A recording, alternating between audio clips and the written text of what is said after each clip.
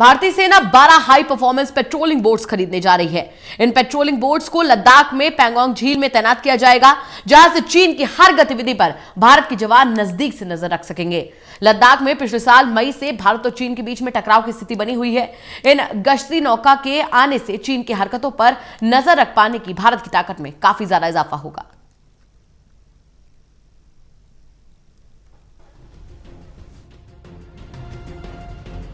अब पैंगोंग झील में चीन की हर चाल पर भारतीय सेना की तेज नजर रहेगी।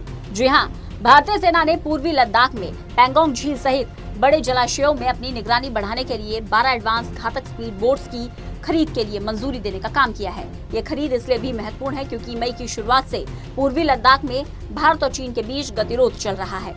सेना के मुताबिक उसने ऊंचाई वाले क्षेत्रों में स्थित झीलों समेत कई जलाशयों में निगरानी और गश्ती के लिए 12 तीव्र गश्ती नौकाओं के लिए सरकारी उपक्रम गोवा शिपयार्ड लिमिटेड के साथ अनुबंध पर साइन किया है। इसकी जानकारी सेना ने सोशल मीडिया पर दी। सेना ने अपने ट्विटर हैंडल पर बताया कि इन बोट्स की आपूर्ति मई 2021 से शुरू हो जाएगी। अधिकारियों के मुताबिक इन नौकाओं की खरीद पैंगोंग झील के साथ पहाड़ी क्षेत्र में अन्य जलाशयों में निगरानी बढ़ाने के मकसद से की जा रही है। इन नौकाओं में सुरक्षा बलों की जरूरत के अनुसार ही विशेष उपकरण लगाए जाएंगे। वहीं जीएसएल ने एक बयान में कहा कि जीएसएल गोवा में इन नौकाओं का निर्माण किया जाएगा और विशेष सुविधाओं के साथ ये दुनिया की चुनिंदा नौकाओं में शामिल होगी। इस बीच भारत और चीन के बीच 8 दौर की वार्ता हो चुकी है, लेकिन सेनाओं की वापसी अब तक नहीं हो पाई है, न ही कोई ठोस नतीजा निकल पाया है। चीन की फितरत से परिचित भारत पड़ोसी देश के कोरे वादे पर अपनी तैयारी में किसी तरह की कोताही नहीं बरतना चाहता। चीन ने भी अपनी ओर से लगभग 50,000 सैनिक तैनात किए हुए हैं। आपको बता दें, इस वक्त भारतीय सेना के पास ऐसे जलाशयों की पेट्रोलिंग के लिए 17 नौकाएं हैं, लेकिन चीन के साथ गतिरोध के खत्म होने की संभावना को न देखते हुए सेना ने ऐसी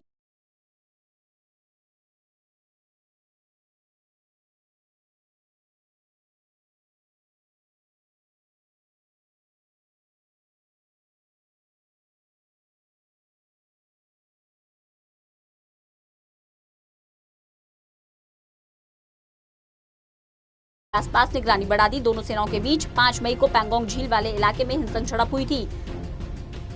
इस घटना के बाद 9 मई को उत्तरी सिक्किम में भी इसी तरह की घटना हुई। वहीं इस वक्त अगर पैंगोंग झील की बात करें तो कड़ाके की सर्दी पैंगोंग झील अभी जमी हुई है। 3 से 4 महीने यही स्थिति यहाँ रहने वाली है। जब गर्मियों में झील पिघलेगी तो कई नौकाओं को गश्ती के लिए तैनात किया जाएगा। आपको बता दें, पैंगोंग झील पर कब्जे की बादशाहत को लेकर दोनों देशों के बीच तनाव है।